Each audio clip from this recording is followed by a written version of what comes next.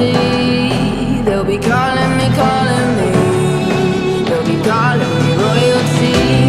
Best to give me loyalty, 'cause I'm taking the world, you'll see. They'll be calling me, calling me. They'll be calling me royalty.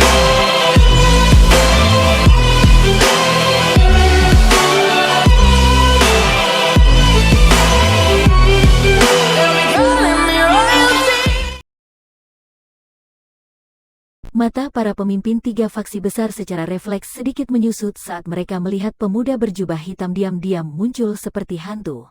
Orang ini punya kelincahan yang tak biasa dan ternyata bisa memasuki aula besar ini tanpa menimbulkan suara sedikitpun. Bahkan, ia lolos dari perhatian mereka. Kelincahan setingkat itu memang membuat orang lain merasa sangat takut. Suasana gelisah yang tegang di dalam aula juga menjadi terpaku setelah kemunculan pemuda berjubah hitam itu. Suasananya yang hendak runtuh perlahan menjadi tenang karena ketakutan mereka terhadap satu sama lain. Kegembiraan mengalir ke wajah Xiao Li ketika ia melihat kemunculan mendadak pemuda berjubah hitam itu. Karena Xiao Yan telah berhasil bergegas kemari, kemungkinan besar mereka bisa dengan mulus menyelesaikan malapetaka hari ini. Ia selalu mempercayai kemampuan Xiao Yan hingga melebihi akal sehat. "Siapa kau?" Orang pertama yang membuka mulutnya adalah pria tua dari Sekte Langit Gelap. Tatapan matanya penuh dengan bayangan saat ia menatap Xiao Yan dan bertanya dengan suara parau yang dingin. "Teman, aku harus memperingatkanmu bahwa ini adalah masalah di antara kami dan Gerbang Xiao. Sebaiknya orang luar tidak ikut campur. Terlibat dalam sesuatu yang bukan masalahmu adalah tindakan yang paling tak masuk akal di daerah pelosok hitam." Pria besar dengan dada terbuka itu mengunci tatapannya dengan kokoh pada Xiao Yan saat ia berbicara dengan suara yang serius. Kelincahan misterius yang ditunjukkan orang di depannya membuat mereka terkejut. Karena itu, tidak ada yang berani meremehkan orang ini. "Ia adalah pemimpin sejati dari Gerbang Xiao. Bagaimana bisa kau bilang ia sebagai orang luar?" Xiao Li tersenyum samar. Para pemimpin tiga faksi besar itu sedikit terkejut ketika mereka mendengar kata-kata ini. Raut wajah mereka sedikit terlihat putus asa. Tidak terduga bahwa yang dikatakan Xiao Li tadi ternyata benar. Pemimpin Gerbang Xiao memang orang lain. Mereka bertiga memandang satu sama lain sebelum pria tua di dalam bayangan itu tertawa datar. "Orang ini sepertinya sedikit asing. Tampaknya aku belum pernah melihatmu di daerah pelosok hitam sebelumnya. Bolehkah saya tahu namamu?" "Aku Xiao Yan. Aku baru saja masuk ke daerah pelosok hitam. Mohon maklumi diriku jika aku telah menyinggung kalian." Xiao Yan tersenyum tipis. Namun nama sederhana itu mendadak membuat suasana di seluruh aula menjadi kaku. Senyum yang tergantung di wajah para pemimpin tiga faksi perlahan menjadi kaku. "Xiao Yan, kau adalah Xiao Yan yang membunuh Fan Lao dan Han Feng?" Wajah wanita cantik yang berpakaian seksi itu penuh dengan keterkejutan sebelum ia secara refleks berteriak sesaat kemudian.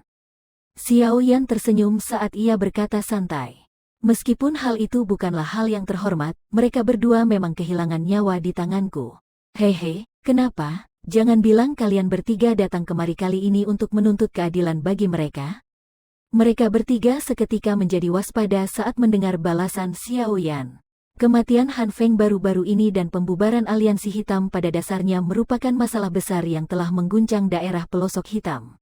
Orang yang menyebabkan semua ini kebetulan adalah orang di depan mereka ini. Ia tampak sangat muda. Bahkan mereka sangat tidak beruntung untuk sampai bertemu orang ini. Kekuatan mereka bertiga hanya sedikit lebih kuat daripada Fan Lao. Tak dapat dipungkiri, mereka tentu jauh lebih lemah ketika dibandingkan dengan Han Feng. Bahkan Han Feng mati di tangan orang ini. Jika mereka benar-benar bertarung, kemungkinan besar, kemungkinan menang mereka tidak akan tinggi bahkan jika mereka bekerja sama. Mata mereka bertiga saling terpaut saat mereka secara refleks mengerutkan dahi mereka. Semula mereka pikir ini hanyalah sebuah faksi kecil. Tak terduga bahwa mereka ternyata berakhir menarik keluar Dewa Ganas ini. "Apa yang dikatakan saudara Xiao? Kita tidak akrab dengan Han Feng. Bagaimana mungkin kita kemari untuk menuntut keadilan baginya?" Wanita cantik yang berpakaian seksi ini menutupi mulutnya saat ia tertawa dengan sikap yang mempesona. "Kalian bertiga telah menjalankan operasi militer sebesar itu untuk datang ke kota Feng milikku.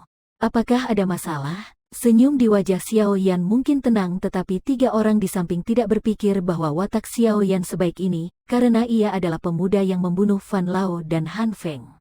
Seseorang tidak hanya bergantung pada tenaga untuk bisa bergaul di daerah pelosok hitam sejauh ini. Karena ditekan untuk menjawab secara agresif oleh Xiao Yan, wajah dari ketiga pemimpin pun sedikit berubah. Maksud mereka sudah sangat jelas. Namun lawan bicaranya berlagak bodoh. Sikap ini sedikit terasa menghina. Aku percaya Ketua Xiao seharusnya jelas tahu akan maksud kami. Kota Feng adalah bagian yang besar. Keuntungan besarnya adalah sesuatu yang akan membuat mata siapapun menjadi merah. Kita tentu saja tidak terkecuali. Pria besar yang memakai pakaian dengan lengan yang terbuka itu menjadi orang yang pertama yang tak bisa mengendalikan dirinya, jadi ia menjawab dengan suara yang dalam. Jadi kalian bertiga berpikir untuk merenggut hak pengelolaan gerbang Xiao akan kota Feng? Xiao yang tertawa lirih saat matanya menyipit. Namun tidak terdapat perasaan apapun di wajahnya. Ketiga pemimpin itu diam-diam menatap satu sama lain sebelum mereka dalam sekejap menggertakkan gigi mereka. Pendapatan kota Feng sangatlah besar. Cukup sulit untuk membuat mereka menyerah bahkan dengan kemunculan Xiao Yan. Sebagai orang dari daerah pelosok hitam, darah di tulang-tulang mereka penuh dengan benih yang resah. Mengambil resiko adalah sesuatu yang sering terjadi. Bahkan dengan kekuatan mereka, jika mereka bertiga bekerja sama, belum pasti mereka akan dikalahkan oleh Xiao Yan. Jika mereka berhasil menghambat Xiao Yan, seharusnya tidak sulit untuk membasuh gerbang Xiao dengan darah, dengan anak buah kuat mereka yang berjumlah banyak. Xiao Yan menyipitkan matanya dan mengamati keganasan samar yang perlahan dan secara tidak jelas muncul di mata ketiga pemimpin. Senyum dingin muncul di sudut mulutnya. Orang-orang dari daerah pelosok hitam memang merupakan sebuah kelompok orang-orang rakus yang menganggap keuntungan sebagai prioritas tertinggi mereka.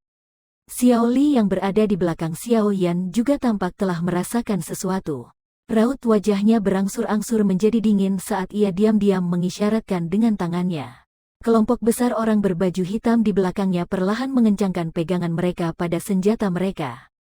Sebuah sosok anggun mendadak muncul di belakang Xiao Yan tanpa peringatan apapun tepat ketika suasana di aula itu telah berubah menjadi sunyi dan tegang. Wanita yang telah muncul seketika membuat suasana di aula itu menjadi kaku. Wajah Xiao Li terkejut. Ia pun kenal dengan wanita mengerikan yang terus mengejar Xiao Yan dengan niat untuk membunuhnya. Dengan muncul pada saat ini, ia tentu saja memperkeruh situasinya. Ketiga pemimpin di depan menunjukkan raut wajah yang sama seperti Xiao Li. Wajah mereka menjadi terkejut pada saat ini. Ini karena mereka tidak mendapati sedikit pun jejak pergerakan udara. Hal itu terasa seperti wanita ini sedari tadi berdiri di sana tanpa bergerak hanya untuk menunjukkan dirinya pada saat ini.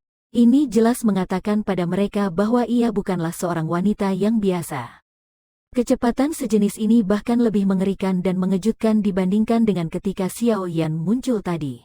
Sebelumnya kecepatan Xiao Yan seperti hantu. Namun setidaknya arah dari mana ia datang dapat diketahui dengan samar. Namun wanita ini tidak membiarkan mereka merasakan apapun.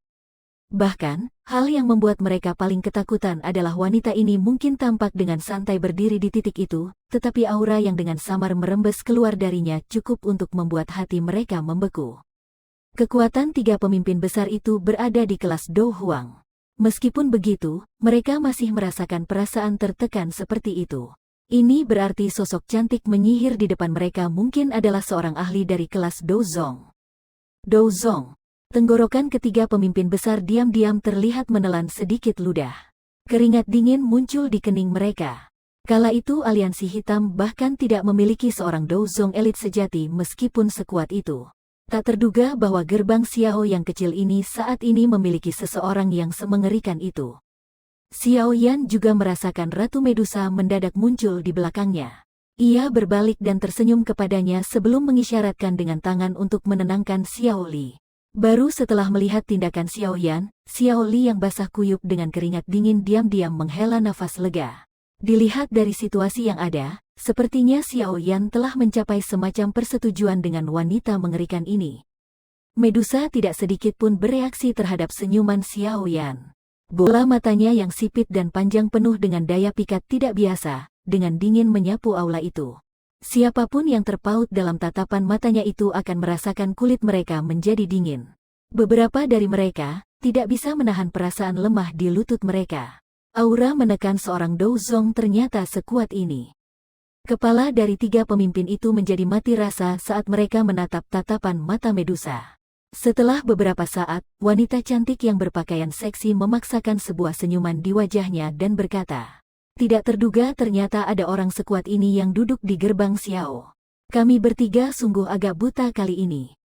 2 pemimpin lainnya tertawa datar dan mengangguk setelah kata-kata ini diutarakan dari wanita cantik itu.